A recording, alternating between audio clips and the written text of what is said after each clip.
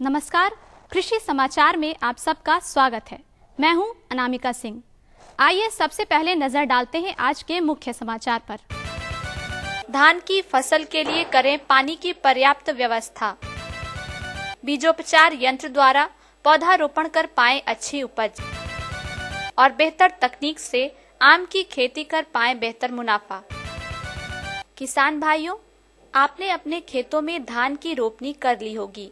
धान की फसल में पानी की आवश्यकता बाकी फसलों की तुलना में अधिक होती है, इसलिए आप वर्षा पर निर्भर न होकर इसकी फसल के लिए पानी की उपयुक्त व्यवस्था करें। इससे फसल की पैदावार अच्छी होगी। साथ ही इस बात का विशेष ध्यान दें कि मिट्टी में नमी बरकरार रहे। पानी की कमी होने से खरपतवार की समस्या उत्पन्न हो सकती है। दूसरी अवस्था है कि धान के अच्छी पैदावार के लिए ओदा सूखा, मतलब 10 दिन पानी क्या पर्याप्त अवस्था में रहे, लेकिन लगने की ज़रूरत नहीं है, गीला रहे खेत, और 10 दिन जो है सो सूखा रहे। इस स्थिति में धान की पैदावार अच्छी होती है। लेकिन यह स्मरण रहे कि जब गाभा में आता है धान, उस समय खेत की पर्याप्त नमी की आवश्यकता होती है। अगर उस समय नमी की कमी होगी तो गाभा मतलब की अवस्था में उसके बढ़वार में परेशानी होगी, जल्दी उचित बढ़वार नहीं होगा। और सबसे जो ज़रूरी चीज़ है कि पानी की कमी, जब दाना में दूध भरने लगते हैं, दूध के समय जब आती है, मिल्किंग स्टेज जब धान में आती है, उस समय कदापि पानी की कमी नहीं होनी चाहिए। अगर इस अवस्था में पानी की कमी होती है तो हमारी पैदावार को बहुत नुकसान होता है। अतः इन सब बातों को ध्यान रखते हुए किसान भाइयों को यह भी देखना है कि ज़्यादातर किसान भाई जो हैं से धान के बाली अगर आधा पक जाए, उसके बाद खेत में पानी का रहना एकदम आवश्यक नहीं है, पूरी तरह खेत को सूखा कर दे। अगर आप खेत में पानी लगाए रखेंगे तो जल्दी दाना पक के तैयार नहीं होगा और आने वाली हमारी रबी फसल जो है उसको हानि पहुंचाएगी, इसलिए कि रबी फसल समय पर आप नहीं बो पाइएगा। इसलिए मुख्य रूप से जल प्रबंधन के संबंध में किसान भाइयों इन्हीं बातों को ध्यान दें। हरी सब्जियों के अलावा ऑस्टर मशरूम की खेती कर बेहतर मुनाफा कमाया जा सकता है। इन दिनों ऑस्टर मशरूम की बाजार में काफी मांग है। ऑस्टर मशरूम की खेती के लिए इसके उन्नत प्रभेदों का प्रयोग करें। मिर्च की खेती कम लागत में बेहतर मुनाफे का जरिया है और कुछ ऐसा ही मुनाफा कमा रहे हैं वैशाली जिले के प्रगतिशील किसान प्रभु दयाल सिंह। इनका कहना है कि मिर्च की खेती में 3 से 4 हजार रुपए प्रति कट्ठे के हिसाब से लागत आती है और अच्छी पैदावार होने से मुनाफा काफी अच्छा हो जाता है। मिर्च की फसल की विशेष देखरेख से इसकी उपज अच्छी हो जाती है। गत कई एक साल से मिर्चाई का खेती करता हूं। अभी भी मेरे प्लॉट में हाफ एकड़ में मिर्चा लगा हुआ है, जो बहुत ही अच्छा है। ऐसे शुरुआती दौर में थोड़ा सा कुछ बीमारी वगैरह आया था, माइट वगैरह का, लेकिन दवा चलने के बाद सुधार हो गया और बहुत अच्छा है। अभी मार्केट भी अभी बहुत अच्छा ही है, लगभग 60 रुपये केजी इसका रेट हो गया है। किसान काफी खुश है मिर्चा के खेती से। किसानों के लिए बीजोपचार यंत्र काफी उपयोगी होता है। इस यंत्र में बीज और दवा बराबर मात्रा में मिलाई जाती है। बीज और दवा इस यंत्र में लगे ब्लेड से बराबर मात्रा में मिल जाती है। इसके बाद ये दवा और बीज खेतों में डाली जाती है। इस प्रकार पौधारोपण करने से भविष्य में पौधे बीमारी से बचते हैं और साथ ही पौधे उपज भी अच्छी देते हैं। जो किसान भाई इन दिनों आम का बगीचा लगाना चाहते हो, उन्हें मिट्टी के चुनाव पर ध्यान देना आवश्यक है। पौधे की उम्र ज्यादा होने के लिए मिट्टी का सही चुनाव जरूरी है। साथ ही पौधे की उम्र भी कम हो तो उपज बेहतर होती है। इसके अलावा पौधारोपण के दौरान ही मिट्टी में कीटनाशी का प्रयोग करें। ऐसा करने से पौधे में दीमक नहीं लगेंगे। किसान बंधु जो भी अभी बगीचा लगाना चाहते हैं, अभी समय है, आप बगीचा लगा सकते हैं। और कुछ बातों पर विशेष ध्यान रखिए कि जहाँ भी बगीचा लगाएं वहाँ जल जमाव की स्थिति ना बने रहे। मिट्टी जो है दोमट से बलुई दोमट मिट्टी का चुनाव करें और साथ ही साथ यह भी देखें कि जहाँ से भी आप पौधा खरीदें वो विश्वसनीय स्थान से खरीदें, ताकि आपको सही रूप में सही जो किस्म है उस प्रकार का पौधा मिल सके। और जब भी किसान भाई पौधा लगाते हैं तो ये बात ज़रूर ध्यान दें कि पौधा जो है हमारा 1 से 2 साल का ही होना चाहिए। और जब आप ज़्यादा उम्र का पौधा लेते हैं तो वो पता नहीं चलेगा आपको कि ये बीजू है या कलमी पौधा है। दर्शकों, आइए अब चलते हैं मंडी की ओर, जहां आप जानेंगे मंडी के भाव में आए उतार और चढ़ाव के बारे में। चना दाल 6600 रुपए प्रति क्विंटल, रहर दाल 13,500 रुपए प्रति क्विंटल, मंसूरी चावल 2100 रुपए प्रति क्विंटल, सोनम चावल 3000 रुपए प्रति क्विंटल और अरवा चावल 2200 रुपए प्रति क्विंटल। मसूर दाल है 9200 रुपये प्रति क्विंटल, चना दाल है 6600 रुपये प्रति क्विंटल, रहर दाल है 13,500 रुपये प्रति क्विंटल, मूंग दाल है 10,000 रुपये प्रति क्विंटल, उड़द दाल है 14,000 रुपये प्रति क्विंटल। और आइए अब लेते हैं मौसम की जानकारी। मौसम विभाग से मिली जानकारी के अनुसार कल अधिकतम तापमान 36 डिग्री सेल्सियस तथा न्यूनतम तापमान 28 डिग्री सेल्सियस रहने की संभावना है। दर्शकों, अभी अभी आपने खेती की नई तकनीक, मंडी भाव और मौसम की जानकारी ली। और आइए अब आपको अपने अगले भाग की ओर लिए चलते हैं, जहां हमारे कृषि विशेषज्ञों द्वारा आप खेती से संबंधित विस्तृत जानकारी प्राप्त कर सकते हैं।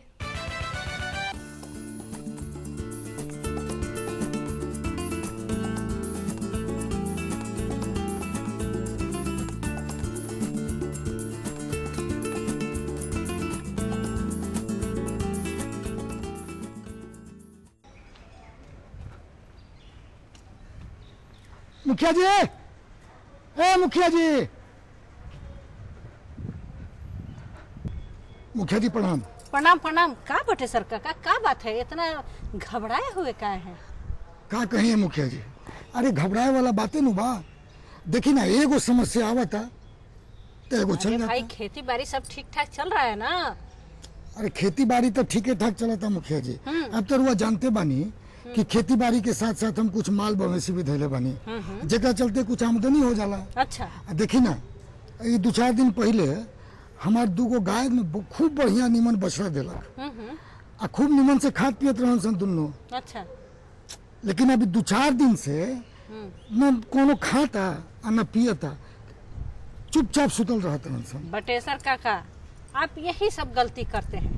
अरे भाई, गाय या भैंस का जो नवजात बछड़ा है ना, तो ये बरसात का मौसम है, इस समय उसका देखभाल होना बहुत जरूरी है। उसका स्वास्थ्य सही रहे, बढ़िया से उसका उचित देख रेख हो।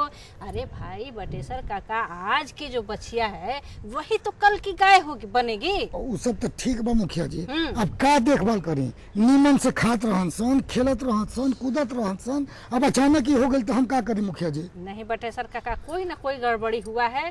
अच्छा, क्योंकि नवजात जो बच्चा है उसका सही ढंग से देख रेख नहीं होगा तो उसका शारीरिक विकास नहीं होगा, और विकास अच्छा नहीं होगा तो गाय बनेगी तो बढ़िया दूध नहीं देगी। तो बदले मुखिया जी। तो बचपन में ही बहुत तरह की देखभाल करने की आवश्यकता होती है, टीकाकरण कराना पड़ता है, रोग व्याधि उसको नहीं लगे। क्यों सुस्त है, इसका मतलब है कि उसका तबीयत ठीक नहीं है, बीमार है। तो आप गड़बड़ किए हैं, अब जानते हैं, मत बताइए।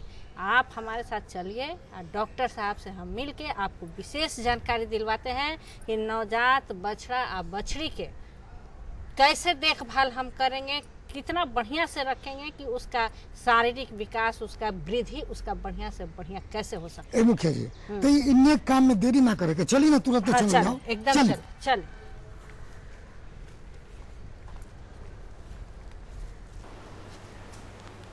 डॉक्टर साहब नमस्कार। बटेसर काका, डॉक्टर साहब का सबसे पहले आपसे हम परिचय करवा दें। ये डॉक्टर पंकज कुमार हैं, भारतीय कृषि अनुसंधान परिषद में वैज्ञानिक हैं सर।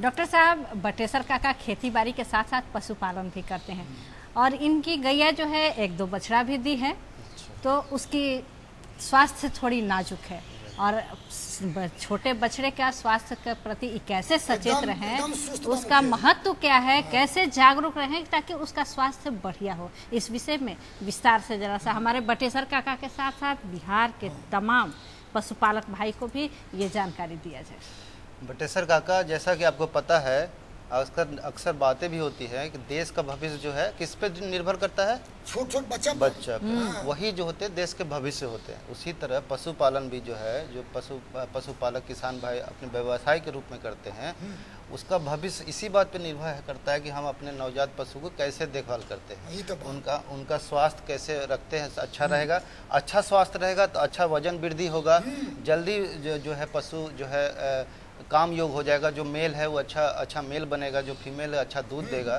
तो बहुत ज़रूरी है कि उसका स्वास्थ्य का देखभाल किया जाए। अक्सर क्या होता है कि जो पशुपालक जो है वो बच्चों पे ध्यान नहीं देता है, खास तौर पे अगर बाछा हो गया तो बिल्कुल उसको दूध ही नहीं देगा, कुछ उसका ध्यान ही नहीं रखेगा, उसको गंदगी में बांध के रखता है, अच्छे से अलग से नहीं रखते हैं वो लोग। तो इसलिए क्या होता है कि उनमें बड़ी मृत्यु हो जाती है। अच्छा, उनकी मृत्यु हो जाती है? हाँ, उसमें मृत्यु करीब जो है 20% बच्चे जो है वैसे ही मर जाते हैं किसी न किसी वजह से। और इसमें क्या है कि नवजात पशु के 2 चरण होते हैं एक्चुअली। जो शुरू के 1 घंटा जो होता है उसको पेरीनेटल का आप कहते हैं। वो क्या होता है कि उसमें जो मृत्यु कारण कुछ अलग होते हैं जब बाकी 1 घंटे के बाद का समय। उसके बाद एक और जो महत्वपूर्ण पीरियड होता है वो 1 दिन से लेके 1 महीने तक बच्चों को ज़्यादा देखभाल करना है। किसान भाई, वक्त हो चला है एक छोटे से सूचनात्मक अंतराल का। बस कहीं जाइएगा नहीं, हम मिलते हैं थोड़ी ही देर में। साथ बोलो ए बी। अरे नादान, बच्चे को एबीसी सिखा रहा है। अरे काम धंधे की एबीसी तू कब सीखेगा? ये देख विज्ञापन। तेरे जैसे कृषि विज्ञान सीखे हुए युवाओं के लिए भारत सरकार के कृषि मंत्रालय ने एक योजना बनाई है, ACABC। ACABC? जी हाँ, ACABC यानी एग्री क्लिनिक्स और एग्री बिजनेस सेंटर। इसके तहत कृषि विज्ञान पढ़े युवाओं का चयन होने पर उन्हें मुफ्त ट्रेनिंग दी जाती है और हाँ, अपना कारोबार चलाने के लिए बैंक से लोन भी मिलता है। इसके साथ ही अगर युवा अपने इलाके के किसानों की खुशहाली के लिए उन्हें खेती बाड़ी व अपने कारोबार से जुड़ी लाभदायक जानकारी देते रहेंगे तो उन्हें लोन पर 36 से 44% तक की सब्सिडी भी मिलेगी। तब तो मैं जरूर सीखूंगा काम धंधे की ABC। शाबाश, चलो अपनाएं स्वरोजगार, खेती में हो विकास।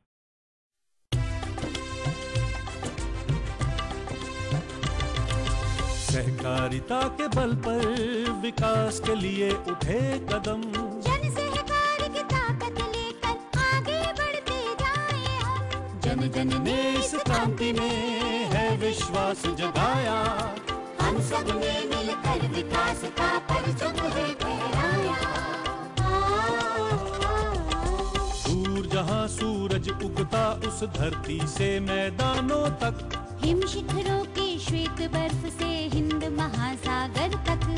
श्वेत क्रांति हो हरित क्रांति या ग्राम विकास की बात, एकता ही धर्म हो अब चाहे दिन हो या रात। हिंदू मुस्लिम सिख ईसाई सबने कदम बढ़ाया, हम सब ने मिलकर जब ये अभियान चलाया। कृषि मंत्रालय भारत सरकार द्वारा जनहित में जारी। ब्रेक के बाद कृषि दर्शन कार्यक्रम में पुनः आपका स्वागत है। अभी हम जानकारी ले रहे थे नवजात बछड़ों में स्वास्थ्य की देखभाल हम कैसे करें, इस विषय पर हम जानकारी ले रहे थे। जानकारी दे रहे थे डॉक्टर पंकज कुमार। तो आइए जानकारी लेते हैं। 1 दिन से लेके 1 महीने तक बहुत देखभाल की आवश्यकता होती है। हम तो देखभाल करते रही। अरे जो देहाती जो उपचार के जो विधि होला, पारंपरिक जो तरीका, पारंपरिक ओकरा हिसाब से तो हम एकदम ठीक कर, लेकिन का करी मुखिया जी, कैसे सुस्त। अच्छा, तो आप डॉक्टर साहब से जानकारी लें। देखिए, जो हम बताया कि दो तरह उसको भाग में बांट दिए हैं। जो शुरू के 1 घंटे में उसमें जो मृत्यु दर होता है, अक्सर क्या होता है ना कि किसी जानवर में जब बच्चा देती है, बच्चा का समय, जब बच्चा देने के समय दिक्कतें कुछ आती है, जिसको डिस्टोकिया कहते हैं साइंटिफिक भाषा में। बच्चा बड़ी मुश्किल से निकल पाता है, या खींच के निकालना पड़ता है, या इस तरह का। तो वैसे केसेस में क्या होता है कि उसको बढ़ने का, उसमें डिस्टोकिया कारण क्या होते हैं कि अक्सर क्या होता है कि देसी गाय है, संकर नस्ल के बीज डाल दिए, तो बच्चा का जो वजन है बड़ा हो गया और बच्चेदानी का रूप जो है छोटा है, तो निकल नहीं पाता है। या कभी क्या होता है कि ये मेल या फीमेल बच्चा है, उस पर भी निर्भर करता है। अगर मेल बच्चा है तो बच्चा थोड़ा ज़्यादा वजन का होता है, तो उसमें डिस्टोकिया के चांस बढ़ जाते हैं। फीमेल थोड़ा छोटा बच्चा होता है, उसमें कम होते हैं। और कभी कभी ये भी होता है कि जो गर्भधारण का जो समय होता है, अमूमन जो कहते हैं 9 महीना होता है गाय के बच्चे में, 9 महीना 9 दिन। तो कभी कभी क्या होता है 9 महीना 9 दिन में नहीं दिया बच्चा, थोड़ा दिन बढ़ गया, जैसे दिन बढ़ेगा तो वजन और ज़्यादा बढ़ जाएगा, तो उन माओं में बच्चा में डिस्टोकिया होने के चांसेस बढ़ जाते हैं। और उसके बाद क्या है कि उसी समय जब बच्चा हो जाता है, तो अमूमन क्या होना चाहिए कि जब बच्चा जब होता है नॉर्मली, तो अम्बिलिकल कॉर्ड होता है, जिससे माँ से बच्चा जो है अपना आहार ग्रहण करता है, ठीक है, माँ के गोख में उसी से आहार ग्रहण करता है। तो वो जब बच्चा जब होता है तो अमूमन वो टूट जाना चाहिए, और अपने आप नेचुरली टूट जाता है, तो अंदर की तरफ सुकर जाता है, तो उसमें इन्फेक्शन के चांस बहुत कम होते हैं। अगर अम्बिलिकल कॉर्ड नहीं टूटता है तो उसको उसमें सूचर लगा के उसको काटना पड़ता है, और उसमें कोई एंटीसेप्टिक का प्रयोग करें। एंटीसेप्टिक से बीटाडीन हो गया, सेवलॉन हो गया, हाँ नाभि।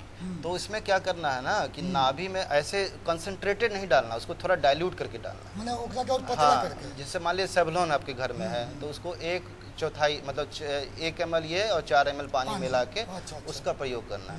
ज़्यादा स्ट्रॉन्ग कंसंट्रेशन में डालेंगे तो स्किन की चमड़ी में दिक्कतें आ जाएंगी, और वो बहुत जरूरी है, ठीक है। उसके बाद क्या है कि जैसे ही बच्चा जन्मता है, आपको 12 से 14 घंटे के अंदर ही बच्चे को कलस्ट्रम, माँ का दूध जो पहला दूध होता है, और गाय भैंसों की भाषा में इसको फेनुस कहते हैं, फेनुसा। फेनुसा समझ रहे हैं ना, पीला रंग का दूध होता है, बहुत थक्का होता है, उसमें कई गुणकारी चीजें होती हैं, कई गुणकारी, पचने में शक्ति, उसमें एंजाइम्स बहुत तरह के होते हैं, जिससे पचने में मदद करता है। इसके अलावा कई तरह के रोग रक्षक भी होते हैं उसमें इम्यूनोग्लोबुलिन होता है, प्रतिरोधक क्षमता होता है। तो वो बच्चे को 12 घंटे के अंदर कम से कम, मान लीजिए आजकल जो है अमूमन सब संकर नस्ल के जानवर रखते हैं, या भैंस भी रखते हैं, तो अच्छे नस्ल के, तो 30 किलो से ऊपर के बच्चे होते हैं ज़्यादा। तो उस हिसाब से 1/10 भाग देना चाहिए फेनुस 12 घंटे के अंदर। 3 से 4 लीटर फेनुस जो है, चाहे एक बार पिला दीजिए, चाहे 2-3 बार करके पिला दीजिए, वजन के हिसाब से 1/10 वजन के हिसाब से, भार के दर से फेनुसा देना है, बहुत जरूरी देना है। और उसके वजह से ही मृत्यु दर बहुत घटेगा, क्योंकि इसमें रोग प्रतिरोधक क्षमता होता है। और ये देखा गया है कि कोशिश ये करना चाहिए कम से कम 7 दिन तक उसको जानवर को देते रहें। अच्छा, 7 दिन तक? हाँ, गांव में आजकल जानते हैं बटेसर काका, आजकल लोग, किसान भाई, ये लोग समझते हैं कि चाहे आदमी का बच्चा हो चाहे जानवर का बच्चा हो, दस्त होने लगा तो दूध बंद कर देते हैं, ठीक है, ना करे चाहिए, दूध बंद कर देते हैं।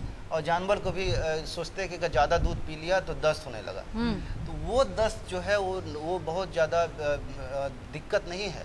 उसमें क्या होता है कि जो मल आता है वो थोड़ा गीला आता है, लेकिन उससे कोई दिक्कत नहीं है। दिक्कत तब होता है जब संक्रमण हो जाता है। तो इसमें क्या है कि इसमें पशुपालक को ये ध्यान देना है कि जैसे जानवर को किसी प्रकार का दस्त हो तो 2-3 बात का ध्यान रखें। अच्छा। पहला कि जानवर सुस्त ना पड़े, जानवर एकदम एक्टिव हो, दूध पी सके बढ़िया से, उठ बैठ में कोई दिक्कत ना हो। और उनके देखिएगा क्या होता है कि जो स्किन होता है ना यहाँ पर उठाएंगे तो अमूमन जो है ये उठाने के बाद क्या कहते हैं, टेंट नुमा नहीं होता है, समियाना जैसा नहीं होता, अपने आप फिर बैठ जाएगा, नॉर्मल हो जाएगा। अगर उठाने के बाद वो टेंट नुमा टिका रहे 4 से 6 सेकेंड तो डिहाइड्रेशन होने लगा है जानवर में। तो किसान भाई को क्या करे कि चाहिए वैसे स्थिति में? डॉक्टर साहब, सबसे पहला तो है कि बुखार देखना चाहिए सुबह शाम। अगर बुखार 103 से ज़्यादा हो रहा है तो समझ लीजिए कि दस्त के साथ शरीर में संक्रमण हो गया है। अच्छा, दस्त के साथ शरीर में संक्रमण हो गया है। अमूमन कभी कभी क्या होता है कि दस्त होता है लेकिन संक्रमण नहीं होता है। अच्छा, तो उसमें शरीर का जो है टेम्परेचर नहीं बढ़ेगा, तो वो नॉर्मल रहेगा।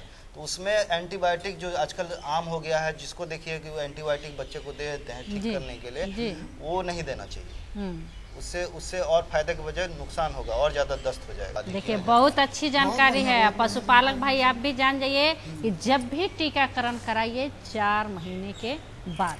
किसान भाई, वक्त हो चला है एक छोटे से सूचनात्मक अंतराल का। बस कहीं जाइएगा नहीं, हम मिलते हैं थोड़ी ही देर में। खुशबू की फुहार में, स्वाद की बहार में, तरक्की की तानों में, खिलती मुस्कानों में, हरे भरे पौधों में, बड़े बड़े सौदों में, मधुर भिनभिनाहट में, खुशियों की आहट में। NHM बागवानी मिशन, हमारी चाहत, आपकी मुस्कुराहट। यूरिया का स्वदेशी उत्पादन 70 लाख टन बढ़ाने के लिए 6 उर्वरक संयंत्रों का उद्धार किया जा रहा है। FCIL के गोरखपुर, सिंदरी, तलचर और रामागुंडम संयंत्र, HFCL की बरौनी इकाई और BVFCL की नामरू फोर्थ। सोने पर सुहागा ये है कि देश में अब बनेगा सिर्फ नीम लेपित यूरिया, क्योंकि इससे होगा किसानों का फायदा ही फायदा। अनाज का उत्पादन 10% तक बढ़ेगा, बढ़ेगी 10 से 15% नाइट्रोजन क्षमता। ब्रेक के बाद कृषि दर्शन कार्यक्रम में पुनः आपका स्वागत है। अभी हम जानकारी ले रहे थे नवजात बछड़ों में स्वास्थ्य की देखभाल हम कैसे करें, इस विषय पर हम जानकारी ले रहे थे। जानकारी दे रहे थे डॉक्टर पंकज कुमार। तो आइए जानकारी लेते हैं। डॉक्टर साहब, अभी तो बरसात का मौसम है और ख़ास तौर पे बरसात के मौसम में नवजात पशुओं पर किन किन बातों पर विशेष सावधानी बरतने की आवश्यकता है, ये हमारे पशुपालक भाई को भी बता दें। बटेसर काका तो जानकारी ले ही रहे हैं। एकदम व्याकुल वाली जानकारी ले रहे हैं। बटेसर काका, ये मौसम जो है बीमारियों के लिए अच्छा नहीं, बीमारियों के लिए बहुत अच्छा है इस तरह, क्योंकि अभी जो है काफ़ी पानी रहता है, मॉइस्चर रहता है, तो जो है जीवाणु विषाणु जो है बहुत ही उग्र रूप से रहते हैं। अक्सर जो होता है बारे जो होते हैं जहाँ जानवर रहते हैं वो सूख नहीं पाता है, क्योंकि धूप खूब अच्छा निकलता नहीं है, बादल होता है, मॉइस्चर भी अधिक हो जाने के बाद सूखता नहीं है। तो इससे धूप जो है वो जो है जीवाणु विषाणु को मार सकता है। तो इस वजह से गर्मियों में उतना ज़्यादा दिक्कत नहीं होता जितना बरसात में होता है। दूसरी बात ये होता है कि आजकल जो पानी जो है जानवरों को, अक्सर नल का पानी नहीं देते किसान, कभी कभी कुएं से पानी ला दिए या इस तरह का जहाँ पानी इकट्ठा हो रखा है वहाँ से ला के दे देते हैं। तो इन पानियों में जो है जीवाणु विषाणु जो है वो रहते हैं और वो ज़्यादा मात्रा में हो जाने के बाद जो है वो बीमारी कर देते हैं। इस मौसम में दस्त होने की संभावना बहुत अधिक बढ़ जाती है। खासतौर पे ऐसे रोग जिसको कॉक्सीडिया कहते हैं वो इस समय ज़्यादा होता है। कॉक्सीडिया एक प्रोटोजोआ है जो कि आमतौर पे पेटों में रहते हैं, लेकिन अगर ज़्यादा मात्रा में हो गए तो दस्त करते हैं। इसमें खूनी दस्त होता है और इसमें जो दस्त होगा उसमें जो श्लेष्म युक्त दस्त होता है और खून हो, लाल लाल सा उसमें खून, क्लॉटेड खून आता है और थोड़ा सा इधर उधर हुआ तो बीमारी और स्वास्थ्य में बदलने में देर नहीं लगता है। ऐसे बहुत सावधानी बरतने का काम बा। बहुत सफाई सबसे जरूरी चीज़ है, सफाई से ही आपको रोग को रोक सकते हैं। अगर सफाई नहीं करें तो, और ये देखा गया नवजात पशुओं में एंटीबायोटिक ज़्यादा देने से बहुत अच्छा प्रभाव नहीं पड़ता नहीं है। तो बशर्ते कि साफ सफाई पर ध्यान दी, ओकर रख रखाव पर ध्यान दी, ओकरा के दूध पिलाई, बढ़िया से देख रेख करें। तो डॉक्टर साहब, आप कृषि दर्शन कार्यक्रम में आए, हमारे पशुपालक भाई को इतनी अच्छी जानकारी दी, इसके लिए बहुत बहुत धन्यवाद। बहुत बहुत धन्यवाद। धन्यवाद बटेसर काका, धन्यवाद।